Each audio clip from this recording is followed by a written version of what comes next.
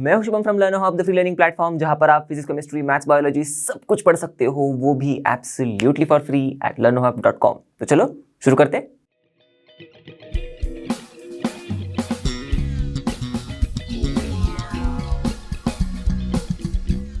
तो दोस्तों, इस वीडियो में हम लोग पढ़ने वाले हैं आपके ICSE class 6 chemistry chapter number 2 elements, compounds, mixtures के कॉन्सेप्ट्स। ओके, तो वैसे तो ये चैप्टर नंबर 2 है। हम लोग ने इससे पहले इंट्रोडक्शन टू केमिस्ट्री एकदम बेसिक सा चैप्टर देखा था, जिसमें हम लोगों ने केमिस्ट्री को समझा था, जाना था कि भाई होता क्या है, उसके इंपॉर्टेंस वगैरह देखे थे।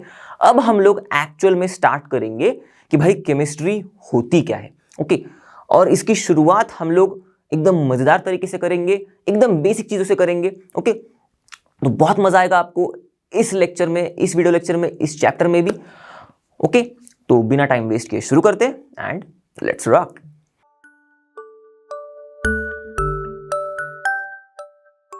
ओके, तो हमेशा की तरह बच्चा आया है, बोल रहा है कि चलो देखो इस चैप्टर में हम लोग कौन से टॉपिक्स पढ़ने वाले, एक बार पहले गो थ्रू कर लेते फटाफट। ओके, और इस वीडियो लेक्चर में स्पेसिफिकली हम लोग मैटर के बारे में पढ़ेंगे। ओके, फिर एलिमेंट्स के बारे में पढ़ेंगे, उसके बाद उसके अगले वाले वीडियो लेक्चर में हम लोग कंपाउंड्स और मिक्सचर्स के बारे में पढ़ेंगे। ओके, तो शुरुआत करते हैं हमारे पहले टॉपिक मैटर से। ओके, तो दोस्तों वैसे तो आप बचपन से मतलब क्लास 3 से ही पढ़ते आ रहे हो कि हम लोग के आजू बाजू में जो भी चीजें हैं, जो भी चीजें आपको दिख रही है, वो बनी हुई है मैटर से। ओके, फिर वो चाहे प्लांट्स ही क्यों ना हो, या फिर एनिमल्स क्यों ना हो, या फिर हम लोग जो कपड़े पहन रहे हैं, ओके, जो जूते, जो कुछ भी चीजें मैं यूज करता हूँ, इस पिक्चर में तो दिख रही है। ओके, कुछ कुछ चीजें मैं नहीं यूज करता, कुछ कुछ चीजें हैं जो यूज करता हूं मैं। ओके, वो तो गई अलग बात। पर अब इसके अलावा जो कुछ भी आपको चीजें दिख रही है, पूरा का पूरा यूनिवर्स भी कह लो, ये सारी चीजें बनी हुई है मैटर से। ओके, मैटर से। तो अब ये मैटर है क्या?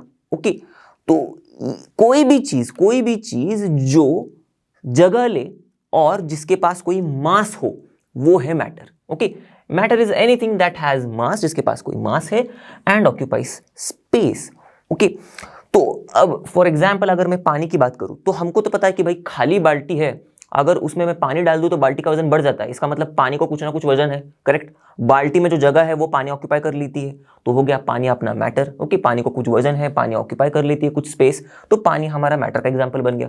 ओके, तो जैसे कि अब देखो, अगर मेरा क्लोथ है, कपड़ा दिख रहा है आपको, वो कॉटन से बना हुआ है, तो ये जो कॉटन है, ओके, देखो ये क्लोथ है, ये बना हुआ है कॉटन से। अब ये कॉटन मैटर क्यों है? क्योंकि देखो कॉटन के पास कुछ वजन भी है, कॉटन कुछ जगह भी ऑक्यूपाई कर लेता है। ओके, दुनिया में तमाम सारी चीजें प्लास्टिक से बनी हुई है, हमको पता है प्लास्टिक के पास भी कुछ ना कुछ वजन है। जिस प्लास्टिक से बॉटल बनती है, उस प्लास्टिक के पास कुछ ना कुछ वजन है, करेक्ट।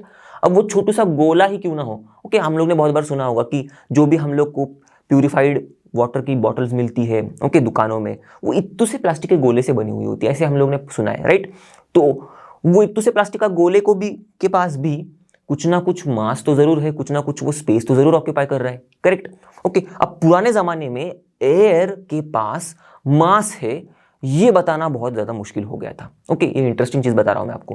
क्यों? क्योंकि देखो अब फिलहाल तो आप बलून को फुलाओ, ओके, अब बिना फुलाए बलून का सबसे पहले वजन कर लो, उसके बाद बलून को फुलाओ और एकदम अच्छे इंस्ट्रूमेंट को यूज करके, ओके, जो थोड़ा सा भी वजन का चेंज डिटेक्ट करता है या फिर थोड़ा सा भी वजन का चेंज ऑब्जर्व करता है, उस एकदम अच्छे वाले वेइंग स्केल पर आप फिर से बलून को फुलाइए और फिर फुलाए हुए बलून का वेट कीजिए। ओके, तो जो बिना फुलाया हुआ बलून था, ओके, और अब फुलाए हुए बलून के बीच में कुछ ना कुछ अंतर दिखेगा आपको मास का। ओके, फुलाए हुए बलून का मास थोड़ा ज्यादा होगा, थोड़ा ज्यादा।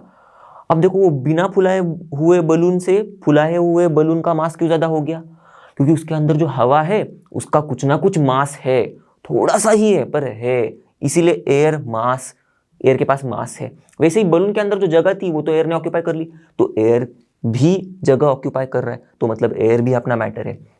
ओके, तो ऐसी बहुत सारी चीजें मैटर है। ओके, अब चलो दुनिया की तमाम चीजें मैटर से बनी हुई है, मैटर क्या है वो भी समझ लिया हम लोग ने। ओके, बेसिक बेसिक सी चीजें थी, आपने इन चीजों को थोड़ा बहुत पढ़ा होगा आपके बेसिक क्लासेस में, पर अब यहां से हम लोग शुरुआत कर रहे हो कि अच्छे से पढ़ने के लिए। ओके, तो ये दो चीजें आपको अच्छे से समझ में आ गई होगी। ओके, समझ में आई ना? ओके, चलो, तो अब मैटर किससे बना हुआ है? तीसरी चीज, मैटर बना हुआ है एटम्स से। ओके, छोटे छोटे एटम्स होते हैं ना, उनको मिला के मैटर बन जाता है। ओके, और अब देखो बहुत सारे टाइप के एटम्स हम इंसानों ने ढूंढ के निकाले। ओके, उनके बारे में भी आगे हम लोग देखेंगे। ओके, तकरीबन 118 टाइप के एटम्स हम लोग ने ढूंढे, और इन 118 टाइप के एटम से ही दुनिया की तमाम मैटर बनती है, और इन दुनिया के तमाम मैटर से ही हम लोग जो भी चीजें देख पा रहे हैं वो चीजें बनती है। ओके, इंटरेस्टिंग है ना, राइट? ओके, तो अब मैटर के बारे में तो कुछ बेसिक चीजें हम लोग ने समझ ली, जान ली। अब मैटर के क्लासिफिकेशन को देखते हैं। ओके, तो ये मैटर जो है, मतलब क्लासिफिकेशन मतलब कितने टाइप का मैटर है। ओके, तो हम लोग को पता है कि भाई देखो, दो टाइप के मैटर है। एक तो है नॉन लिविंग मैटर, ओके, जिसमें कोई जान नहीं, ऐसा वाला मैटर, सिंपल भाषा में। और दूसरा है लिविंग मैटर, जिसमें कुछ ना कुछ जान है। तो लिविंग मैटर मतलब क्या? Living organisms. ओके, वो सब आप बायो में पढ़ोगे, वो उस टाइप के मैटर का एकदम डिटेल में स्टडी आपको बायो में होगा। अब ये टाइप का मैटर, ओके, जो नॉन लिविंग है, इसका डिटेल में स्टडी हम लोग केमिस्ट्री में करेंगे। ओके, यही शुरुआत अब हो गई। देखो, अब से जो शुरुआत होगी आपकी इस नॉन लिविंग टाइप के मैटर को पढ़ने की, वो आप जब तक केमिस्ट्री पढ़ते रहोगे तब तक पढ़ते ही रहोगे, क्योंकि दुनिया कितनी सारी चीजों से बनी हुई है, राइट? तो जितना भी समझोगे, जितना भी सीखोगे, उतना कम ही होगा। चलो आगे बढ़ते। ओके, अभी से मैं आपको बता नहीं रहा हूं कि बहुत कुछ है जो, और उतना सब कुछ आपको सीखते ही रहना है। शुरुआत करेंगे छोटे छोटे स्टेप से। Okay, single step is the starting point of 1000 steps, right? तो एक सिंगल स्टेप अभी हम लोग ले रहे हैं। ओके, आराम से आगे आगे बढ़ते जाएंगे, बहुत सारी चीजों को समझेंगे, क्योंकि इन चीजों को समझ के ही हमें समझ में आएगा कि भाई जो हमारे आजू बाजू में नेचर है वो किस तरह से काम कर रहा है। ओके, साइंस ही हमें बताती है, राइट? तो चलो, साइंस का एक पार्ट है केमिस्ट्री, वही पढ़ रहे हैं हम लोग। ओके, उससे समझेंगे कि भाई कुछ चीजें कैसी काम करती है। ओके, कुछ चीजें हमको बायो से समझ में आएगी कि कैसी काम करती है, कुछ चीजें फिजिक्स से समझ में आएंगी। ओके, तो अब ये नॉन लिविंग मैटर के स्टडी पर आते हैं। ओके, तो ये नॉन लिविंग मैटर जो है वो कितने टाइप का होता है फिर? तो ये होता है 2 टाइप का, सिंपली। ओके, पहला टाइप तो है प्योर सब्सटेंसेस, दूसरा टाइप है मिक्सचर्स। अब देखो, नाम से ही पता चल गया होगा आपको। ओके, प्योर सब्सटेंसेस एकदम प्योर होते हैं, शुद्ध सब्सटेंसेस। ओके, मतलब क्या? सिंपली इन सब्सटेंसेस में अलग अलग सब्सटेंसेस मिक्स्ड नहीं है। ओके, एक ही सब्सटेंस है ये, प्योर सब्सटेंसेस, एक सब्सटेंस। मिक्सचर मतलब 2 या 2 से ज्यादा सब्सटेंसेस एक दूसरे के साथ मिक्स हो गए, तो मिक्सचर हो गया। अब इनके बारे में भी हम लोग देखेंगे। ओके, मिक्सचर के बारे में हम लोग अगले वाले लेक्चर में देखेंगे। प्योर सब्सटेंसेस के बारे में हम लोग अभी पढ़ने वाले, उसमें भी हम लोग प्योर सब्सटेंसेस में अब पढ़ेंगे एलिमेंट्स के बारे में। ओके, दूसरा टाइप का प्योर सब्सटेंस है कॉम्पाउंड्स, उसको हम लोग अगले लेक्चर में देखेंगे। ओके, तो इस लेक्चर में हम लोग ने मैटर को समझा। ओके, और अब हम लोग एलिमेंट्स को समझेंगे, वो ज्यादा इंपॉर्टेंट है। एक बार एलिमेंट समझ में आ गए तो भाई साहब कॉम्पाउंड्स तो एकदम आसानी से समझ में आना शुरू हो जाएंगे, फिर बाद में मिक्सचर्स भी और आसानी से समझ में आना शुरू हो जाएंगे। ओके, तो चलो अब शुरुआत करते हैं हमारे एलिमेंट से कि भाई होता क्या है ये एलिमेंट्स। ओके, हमको तो पता है भाई एलिमेंट प्योर सब्सटेंस है, पर होता क्या है? ओके, तो बच्चों एलिमेंट्स मतलब अब तो है प्योर सब्सटेंसेस, हमको पता है। तो ऐसे प्योर सब्सटेंसेस जो बने हुए हैं सिर्फ एक टाइप के एटम से। ओके, एक टाइप, 1 टाइप ऑफ एटम्स, या फिर आप कह सकते हो आइडेंटिकल एटम्स। ओके, जैसे यहां पर लिखा है। Okay, pure substances which are made up of 1 type of atoms और आइडेंटिकल एटम्स। ओके, चलो अब एग्जांपल देके समझाता हूं मैं आपको। आपने इसको तो बिल्कुल देखा होगा। ओके, दुनिया पूरी पागलों की तरह इसके पीछे पड़ी हुई है, सोने के पीछे, राइट? वो वाला सोना अलग। ओके, दुनिया वैसे भी, ओके, उसको तो नींद चाहिए, पर ये वाला सोना दुनिया को बहुत ज्यादा चाहिए। ओके, वो वाला सोना मिले ना मिले, पर ये वाला तो बिल्कुल चाहिए। तो अब चलो जो बाजू में रखते, अब ये जो गोल्ड है हमारा, ओके, एकदम प्योर गोल्ड का अगर मैं ब्लॉक लूंगा, ऐसे मैंने उठा लिया ये एक ब्लॉक, ओके, एकदम प्योर गोल्ड का, एकदम प्योर, तो ये प्योर गोल्ड का ब्लॉक, ओके, एक ही टाइप के एटम से बना हुआ है, एक ही टाइप के एटम्स, एक ही टाइप के, ऐसे ऐसे ऐसे छोटे छोटे अंडे अंडे अंडे अंडे। अब मैं काफी बड़े बड़े अंडे बना रहा हूँ, ओके, पर एकदम छोटे छोटे छोटे छोटे छोटे छोटे, वो दिखते भी नहीं है। Atoms are not visible to our naked, okay, ऐसे छोटे छोटे छोटे छोटे एटम से बना हुआ है अपना प्योर गोल्ड का ब्लॉक। ओके, अब ये जो सब्सटेंस दिख रहा है आपको एकदम प्योर सब्सटेंस है। ओके, कोई दूसरा सब्सटेंस इसमें मिक्स नहीं है, और ये सब्सटेंस सिर्फ बना हुआ है only by 1 type of atom. सब गोल्ड के ही एटम्स है, सब गोल्ड के एटम्स, गोल्ड के एटम्स, गोल्ड के एटम्स। ओके चलो मैं इस अभी तो जी लिख देता हूँ, ओके बाद में मैं सिंबल लिख दूंगा, गोल्ड के एटम, गोल्ड के एटम ऐसे। तो सारे के सारे गोल्ड के एटम से बने हुए हैं। तो देखो pure substance which is made up of only one type of atom, pure substance which are made up of only one type of atom, इन्हीं को कहते हैं एलिमेंट। ओके तो आपको अगर गोल्ड का ब्लॉक दे दिया, एलिमेंट है भाई। ओके ऐसे ही कई सारे एलिमेंट्स हैं, ओके जो हमको ये बच्ची बताना चाह रही है कि हम इंसान भाई एक एलिमेंट को ढूंढ के चुप नहीं बैठे। ओके हम लोग ने 118 अलग अलग एलिमेंट्स ढूंढे हैं। ओके अब इनमें से कुछ जो है जैसे कि 94 जो है वो नेचुरली ऑकरिंग है, हमको कुदरत से ही पाए जाते हैं वो एलिमेंट्स। ओके कुदरत में मिल जाएंगे आपको। पर जो बचे हुए जो है देखो जैसे 6 और 18 मतलब 24। ओके तो ये जो 24 एलिमेंट्स बचे हुए ये हम लोगों ने खुद तैयार किए हैं, आर्टिफिशियली बनाए हुए। तो सोचो इंसान की कहाँ तक पहुंच गई है। एलिमेंट्स तो पहले ढूंढते ढूंढते ढूंढते ढूंढते कुदरत से ही ढूंढ लिए, और अब कुदरत से मिलना जब बंद हो गए तब ये लोग, ये भाई साहब लोग खुद ही बनाने लगे, मतलब हम ही लोग।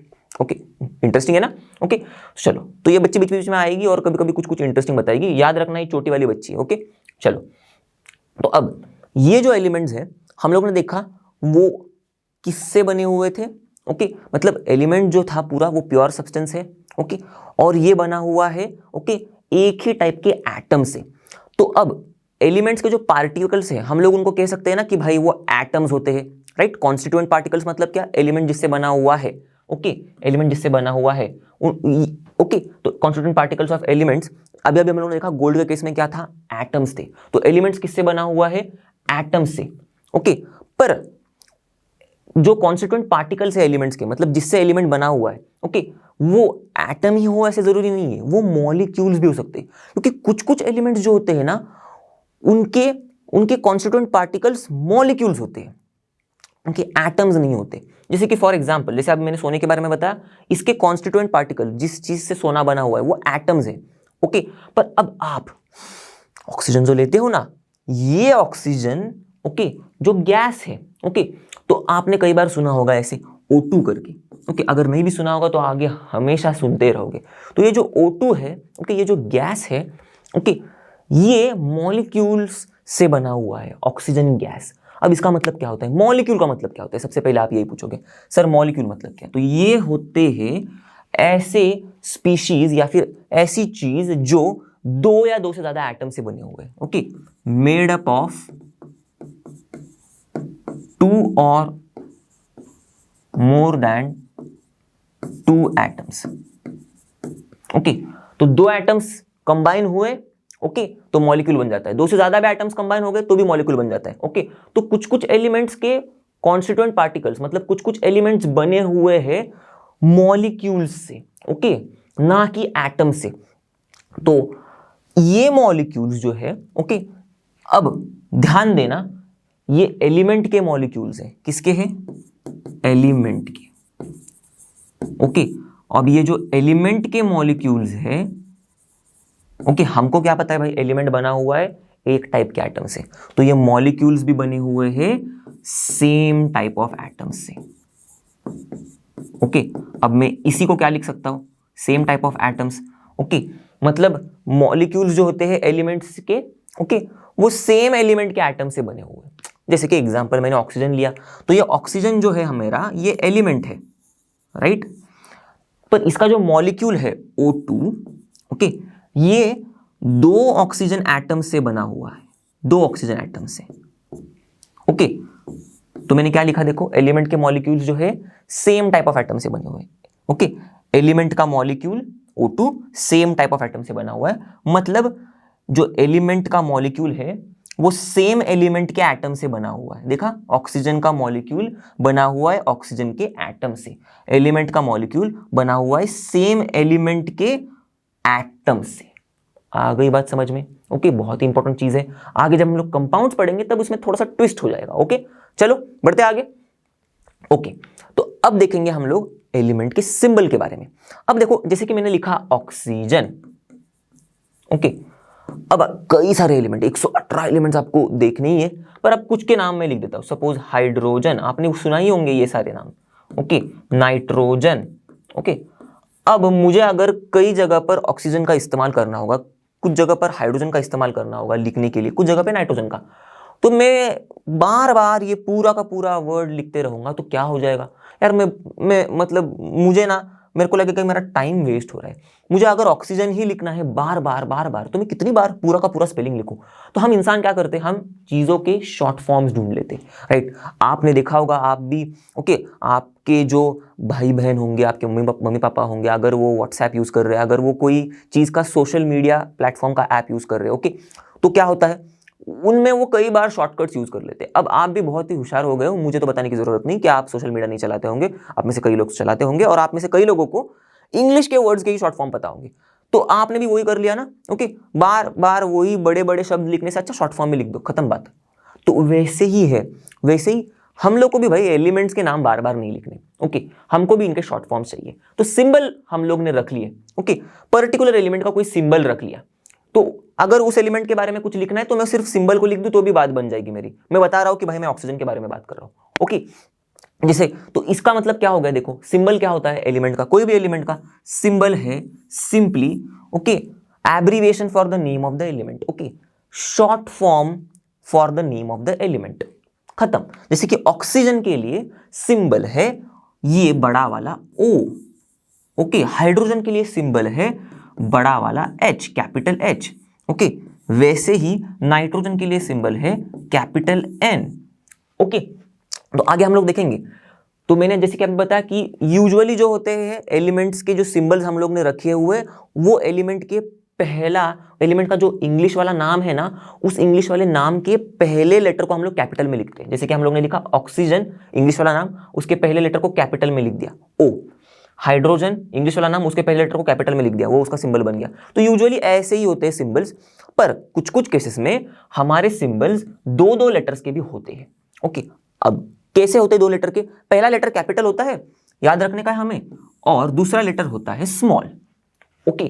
तो अब कुछ केस में, मतलब कौन से केस में ऐसा होता है, तो जब हमको, अब पहले तो हम लोग ने सपोज एग्जांपल से बताता हूं, ओके, कार्बन हमें, ओके, कार्बन हमारा एलिमेंट था, हम लोग ने उसको C दे दिया, ओके, पर बाद में हमारे पास कई ऐसे एलिमेंट्स आ गए जिसके नाम C से ही शुरू हो रहे थे, जैसे कि कैल्शियम है, जैसे कि कोबाल्ट है, ओके। तो अब इनके भी नाम C से ही शुरू हो रहे, तो हम लोग क्या कर रहे थे, यूजुअली हम लोग एलिमेंट के नाम में से पहला जो लेटर है उस पहले लेटर को कैपिटल में लिख देते थे, उसका सिंबल। पर इसको भी अगर मैं पहले लेटर का, इस नाम का भी मैं पहले लेटर C पकड़ूंगा, उसको कैपिटल में C लिख दूंगा, तो सिंबल सेम हो जाएगा, तो गड़बड़ हो जाएगी ना। अगर मैं C लिख रहा हूं तो फिर मुझे पता कैसे चलेगा कि मैं कार्बन के बारे में बात कर रहा हूं, कैल्शियम के बारे में बात कर रहा हूं, या कोबाल्ट के बारे में बात कर रहा हूं। तो इसीलिए हम लोग ने क्या किया, हम लोग वो कैपिटल लेटर तो लेते ही है जो पहला वाला होता है, उसके बाद हम लोग, अब इस एलिमेंट के लिए हम लोग ने क्या किया, देखो हम लोग ने पहले कैपिटल लेटर तो ले लिया, उसके बाद हम लोग ने उसका दूसरा वाला स्मॉल लेटर भी ले लिया, तो Ca होता है कैल्शियम का सिंबल। ऐसे ही कोबाल्ट का CO होता है कैपिटल C छोटा O, ओके। तो देखो ये जो कैपिटल स्मॉल वाली चीज है ना, उसको मिस मत कर देना, गड़बड़ में, गलती में आप एग्जाम में कोबाल्ट का अगर सिंबल किसी ने पूछ लिया, आप तो आपको वैसे भी इसका सिंबल पूछेगा नहीं कोई, ओके, क्योंकि आपको बस फर्स्ट 20 एलिमेंट का सिंबल समझना है, वो तो हम लोग आगे देखेंगे, पर फिर भी ओके बता देता हूं मैं। अगर कोबाल्ट का सिंबल अगर मैं कैपिटल C और छोटा O के बजाय अगर मैं कैपिटल C और बड़ा O लिख दूं, तो आप कहोगे सर क्या ही फर्क पड़ता है, राइट। कैपिटल C छोटा O क्या और कैपिटल C बड़ा O क्या, कोबाल्ट तो कोबाल्ट ही है और सिंबल तो CO ही दिख रहा है, ओके। नहीं, गड़बड़ हो जाएगी, ये कुछ अलग ही बनता है, ओके। इसके बारे में हम लोग पढ़ेंगे आगे आगे, ओके। ये कुछ अलग ही चीज है, ओके, ये कोबाल्ट नहीं होता है, ओके। तो ऐसे मत करना गड़बड़, ओके, समझ में आ गई चीज। अब कुछ कुछ केसेस में हम लोग के जो एलिमेंट्स के सिंबल्स है वो इंग्लिश नाम पर डिराइव नहीं है, वो है लैटिन नामों पर डिराइव्ड, ओके, उन एलिमेंट्स के लैटिन नाम। जैसे कि सपोज एग्जांपल अगर मैं सोडियम की बात करूं, ओके, तो ये जो सोडियम नाम का एलिमेंट है इसका लैटिन नाम है नात्रियम, या फिर आप नाट्रियम भी कह सकते हो। अब मुझे अच्छा लगता है जो मैं कह लेता हूं, ओके, मुझे तो थोड़ी लैटिन एक्सेंट आता है, ओके। आपको भी लैटिन एक्सेंट नहीं आता तो आप भी जैसे चाहे वैसे पुकार लो, अगर आता है तो अच्छी बात है भाई, ओके। तो आप सही तरीके से पुकार लो, बात वो नहीं है। सोडियम का नाम, लैटिन नाम नाट्रियम है, ओके, तो उसका सिंबल Na करके रखा गया, ओके। ऐसे तो कुछ कुछ एलिमेंट के सिंबल्स जो है वो उनके लैटिन नेम से डिराइव्ड है, लैटिन नेम से लिए गए हैं। बात हो गई क्लियर आपको, ओके, डन।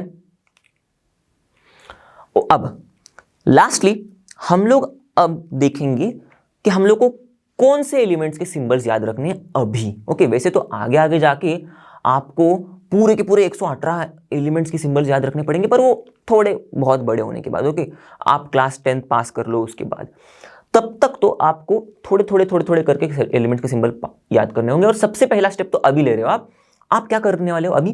देखो, ये जो एलिमेंट्स है 118 एलिमेंट्स है। ओके, तो अब हम इंसान है ना, हमको थोड़ा सिस्टमैटिक पढ़ने की बहुत जरूरत होती है। जैसे कि आपको भी सिस्टमैटिक वे में चीजें पढ़नी है, तो आपके लिए टेक्स्ट बुक बना हुआ है। आपको और सिस्टमैटिक पढ़ना है तो आप अब स्कूल्स में जाते हो, तब आपको टीचर्स सिस्टमैटिक वे से पढ़ा रहे हो। आप मेरे से पढ़ रहे हो तो अब मैं भी आपको एक सिस्टमैटिक तरीके से पढ़ा रहा हूँ। ओके, ऐसे ही उठा के डायरेक्ट एटम बता रहा हूँ, बाद में मैटर बता रहा हूँ, ऐसे नहीं कर रहा हूँ। एक सिस्टमैटिक वे में जा रहे हैं हम लोग। वैसे ही इंसानों को भी ना इन एलिमेंट्स की स्टडी करनी है। ओके, तो करनी थी, तो इन लोगों ने सोचा कि हम सिस्टमैटिक वे में कैसे कर पाए, जितना ज्यादा हो सके उतना ज्यादा सिस्टमैटिक वे में कैसे कर पाए। तो इन्होंने क्या किया, इन एलिमेंट्स को ओके एक सिस्टमैटिक वे में अरेंज कर दिया in the form of table, और इस टेबल को इन्होंने नाम दिया periodic table of elements. Simply आगे बात समझ में। तो अब ये जो पीरियोडिक टेबल है, हमको क्या लेना देना है इसमें से। इस पीरियोडिक टेबल में पहले जो 20 एलिमेंट्स है, हमको उनके सिंबल्स याद करने। ओके, बहुत ही जरूरी है। ओके, क्योंकि ये जो पहले 20 एलिमेंट्स है, इनसे बहुत सारी चीजें बनती है। ओके, तो अब आपको समझ में आएगा कि क्यों सर करने हैं याद। बहुत सारी चीजें बनती है, बहुत सारे आगे आपको यूज आएगा इनके सिंबल्स याद रखने के बाद। ओके, चलो तो ध्यान देना, ये कभी आप लाइफ में नहीं भूलोगे, लाइफ में नहीं भूलना भी है। ओके, बहुत ही इंटरेस्टिंग से सिंबल है, और बहुत ही सिंपल से भी है। जैसे कि पहला एलिमेंट का नाम है हाइड्रोजन। ओके, तो इसका सिंबल है H। Okay, simple H। आगे बात समझ में। फिर है हीलियम, दूसरा एलिमेंट का नाम देखो यहां पर हीलियम। ओके, इसका सिंबल है He, दिख रहा है आपको स्क्रीन पर। ओके, फिर है लिथियम, दिखा लिथियम, उसका सिंबल क्या है, देखो मैं नाम भी लिखते जा रहा हूं, लिथियम सिंबल है Li। ओके, फिर है बेरिलियम। ओके, ये देखो बेरिलियम, तो बेरिलियम इसका सिंबल है Be, दिख रहा है आपको HeLi Be। ओके, सिंपल है, एक तो पहला लेटर, नहीं तो फिर आगे के दो लेटर्स। ओके, खत्म। तो अब बेरिलियम के बाद आता है बोरॉन। ओके, तो देखो बोरॉन, उसका है बी, सिर्फ बी। फिर आता है कार्बन, इसके बारे में तो आपने जरूर सुना होगा, नाम तो सुना होगा आपने कार्बन का, राइट। आगे भी बहुत सुनते रहोगे, क्योंकि बहुत कुछ सीखना है कार्बन से हमको। तो कार्बन सी। ओके, फिर आता है नाइट्रोजन। ओके, ये भी बहुत ही मजेदार सा एलिमेंट है, इसके भी बहुत सारे अच्छे काम है। ओके, इसका है सिंबल सिंपली N, तो देखो BCN। ओके, फिर है ऑक्सीजन। ओके, दिख रहा है आगे ऑक्सीजन, तो ये ऑक्सीजन, इसका भी सिंपली है O। इसके बाद आता है फ्लोरीन, इसका है F। ओके, देखो ऑक्सीजन के बाद फ्लोरीन F, और उसके बाद आता है नियॉन। ओके, नियॉन, इसका है Ne। Okay, Ne, clear. तो ये हो गए पहले 10, 1 to 10 एलिमेंट्स के नाम। ओके, 1 to 10 वाले। अब हम लोग देखते हैं 11 to 20 वाले। ओके, तो आई होप आपने ये मेरे साथ लिखते गए होंगे। ओके, अगर नहीं लिखा होगा तो अब मैं 1 सेकंड का पॉज ले रहा हूं, आपको चाहिए तो आप स्क्रीनशॉट ले लो, या फिर आप पॉज करके लिख लो। ओके, चलो, तो अब मुझे लग रहा है आपने लिख दिया होगा। अब हम लोग बढ़ते हैं अगले वाले 11 से लेके 20 वाले एलिमेंट्स कौन से होते हैं उनके ऊपर। ओके, चलो, तो मैं अब क्या कर देता हूं मालूम है, मैं इसको ना थोड़ा इरेज कर देता हूं, ठीक है। चलो, तो अब 11 से लेके 20 वाले मतलब कौन से, अब नियॉन के बाद, तो नियॉन वहां रहा। ओके, एकदम कोने में बेचारा। उसके बाद है हमारा सोडियम। ओके, तो इसके बारे में हम लोग ने देखा था, इसका नाम देखा था हम लोग ने पहले। ओके, स्पेलिंग तो इसका ऐसा है सोडियम, पर सिंबल है Na, क्योंकि इसका लैटिन नाम है नात्रियम। ओके, तो मैं लैटिन नाम भी बताते चलूंगा, क्या होगा उससे आपको थोड़ा सिंबल याद रखने में आसानी होगी। ओके, फिर मैग्नीशियम, तो मैग्नीशियम का है Mg। ओके, देखो Mg, क्लियर। फिर एल्यूमिनियम, ओके चलो एल्यूमिनियम, इसका है Al, देखा Al बाजू बाजू वाला। फिर सिलिकॉन, ओके ये है Si, ओके एल्यूमिनियम के बाद सिलिकॉन। फिर फॉस्फोरस,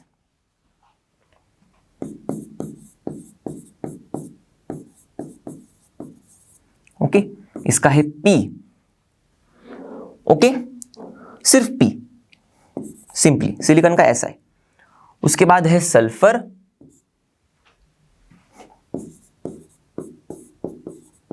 SuLFur, सिर्फ S, ओके P के बाद S। उसके बाद है क्लोरीन, दिख रहा है, ओके तो मैं टेबल में मार्क करते करते जा रहा हूं ताकि आपको थोड़ा सा रिलेट करने को अच्छा हो, ओके क्लोरीन Cl, ओके और उसके बाद है आर्गन यहां पर, ओके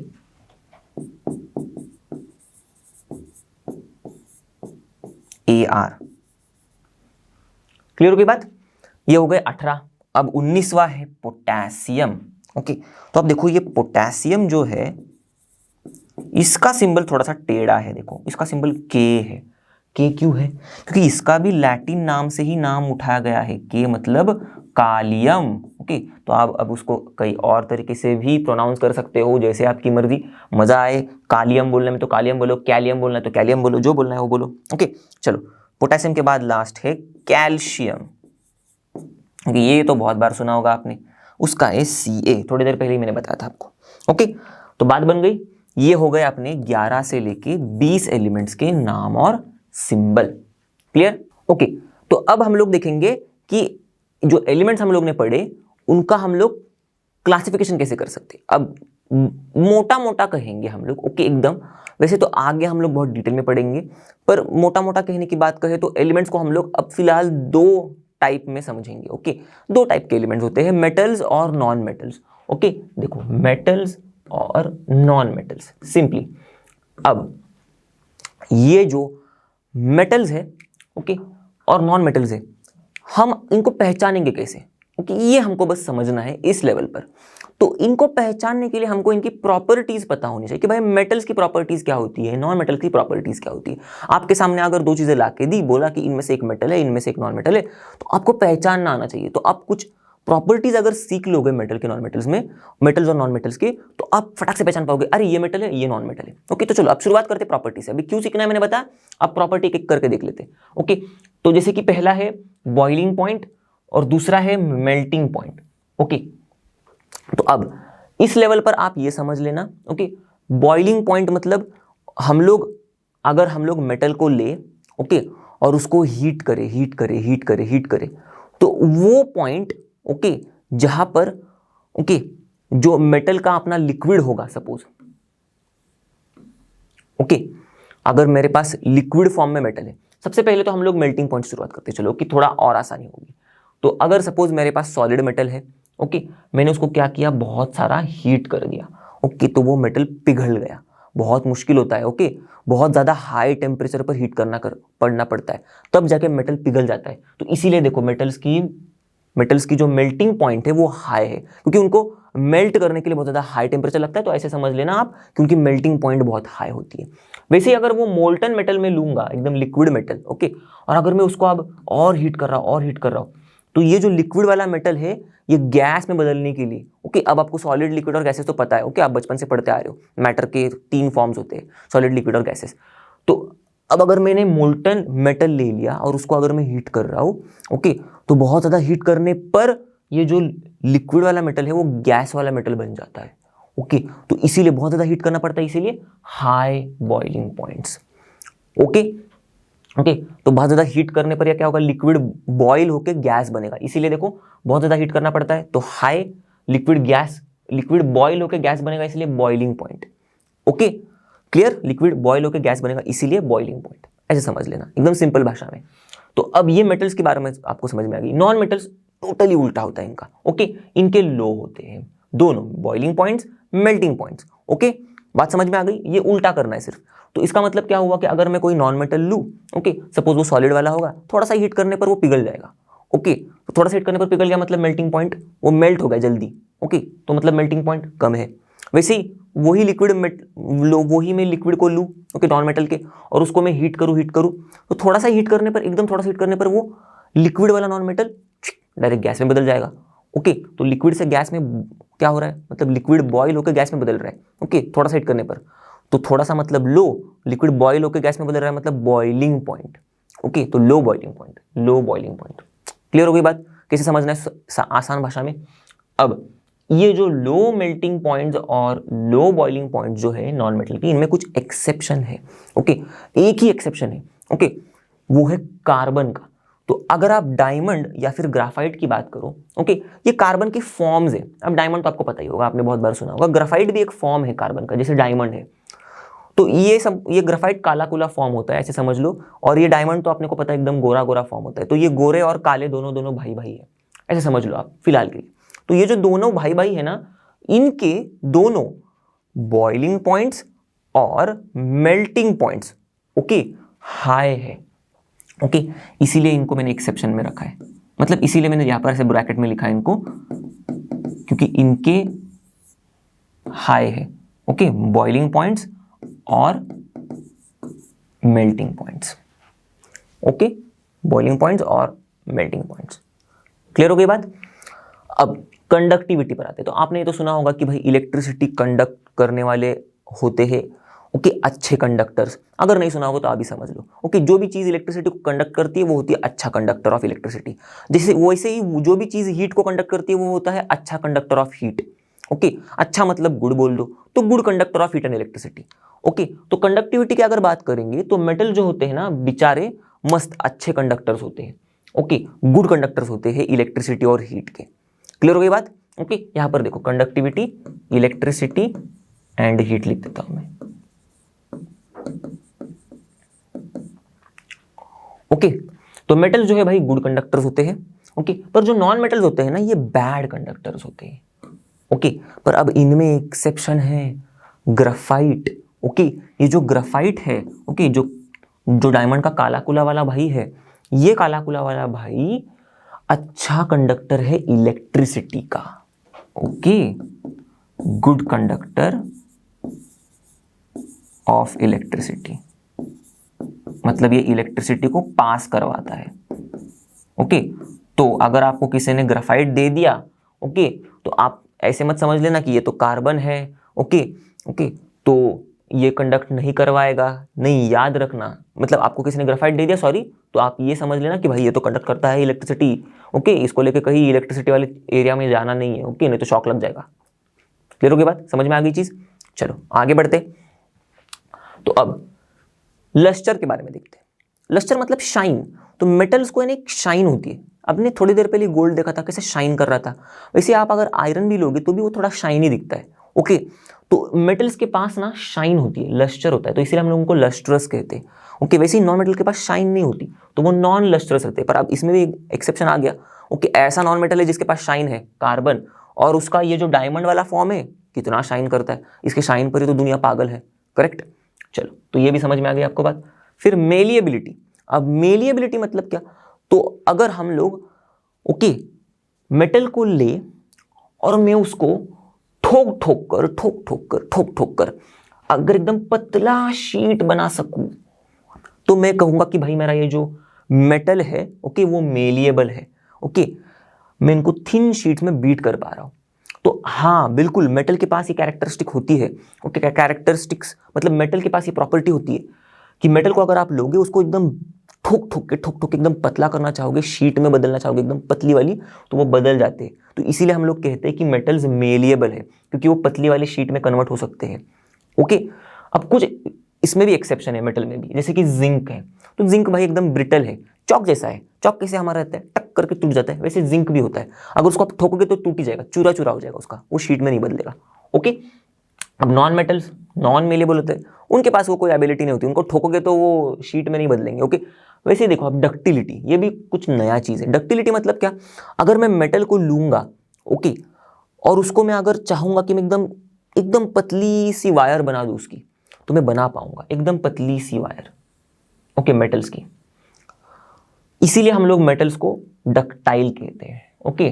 डक्टाइल मतलब मेटल्स को हम लोग बदल सकते हैं इनटू एकदम थिन वायर्स, ओके। अब वैसे ही नॉन मेटल्स को हम लोग नॉन डक्टाइल कहते हैं, क्यों? उल्टा, क्योंकि इनको हम नहीं बदल सकते इनटू थिन वायर्स। क्लियर हो गई बात? आगे बात समझ में? चलो अब लास्ट के 3 प्रॉपर्टीज देख लेते हैं, सिंपल सिंपल से। सबसे पहला है स्टेट। तो हमारे जो मेटल्स होते हैं मोस्टली सॉलिड स्टेट में होते हैं, रॉक सॉलिड एकदम मस्त। पर इसमें एक्सेप्शन है हमारा मर्क्यूरी, ओके। तो मर्क्यूरी आपने देखा होगा, पहले टाइम में मर्क्यूरी थर्मोमीटर में यूज करते थे, मर्क्यूरी, ओके। अब तो फिलहाल नहीं यूज करते, डेंजरस होती है इसीलिए। पर ये जो मर्क्यूरी होती है वो लिक्विड होती है, ओके। अब ये मर्क्यूरी है मेटल पर है लिक्विड, तो ये एक्सेप्शन हो गई ना, क्योंकि हम लोग कह रहे हैं मेटल्स तो सॉलिड होते हैं, पर एक मेटल है जो लिक्विड होता है, तो ये एक्सेप्शन बन गया अपना, ओके। कुछ हटके बन गया, ओके, मर्क्यूरी, याद रखना। वैसे ही नॉन मेटल जो होते हैं तीनों भी स्टेट में एग्जिस्ट, कुछ नॉन मेटल्स सॉलिड में एग्जिस्ट करते हैं, कुछ नॉन मेटल्स लिक्विड में एग्जिस्ट करते हैं, कुछ नॉन मेटल्स गैस में एग्जिस्ट करते हैं, ओके। तो ऐसा नहीं तीनों भी स्टेट में एग्जिस्ट करते हैं, मतलब कुछ नॉन मेटल्स जो है वो सॉलिड में एग्जिस्ट करते हैं, ओके, जैसे कि सल्फर पकड़ लो, कार्बन पकड़ लो। कुछ नॉन मेटल्स होते हैं जो लिक्विड में एग्जिस्ट करते हैं। अब ये जो है ना एक ही है ऐसा कुछ नॉन मेटल, वो है ब्रोमीन, ओके। आगे आप देखोगे उसके बारे में और अच्छे से पढ़ोगे, ओके। पर ये जो ब्रोमीन है वो लिक्विड में होता है, और गैस में तो बहुत सारे होते हैं, ऑक्सीजन है, हाइड्रोजन है, नाइट्रोजन है, वो सारे एग्जाम्पल्स है, ओके। तो मैं एग्जाम्पल भी बता के चल रहा हूँ आपको, ओके। चलो हार्डनेस के बारे में बात करें तो मेटल्स एकदम, मैंने बोला ना रॉक सॉलिड होते हैं, तो रॉक हार्ड भी होते हैं वैसे ही, ओके। पर अब इसमें भी एक्सेप्शन है भाई, सोडियम को ले लो, एकदम सॉफ्ट है, ओके। हम लोग उसको नाइफ से भी काट सकते हैं, इतना सॉफ्ट है, देखो भाई कुदरत का करिश्मा, ओके। तो ये एक्सेप्शन बन गया।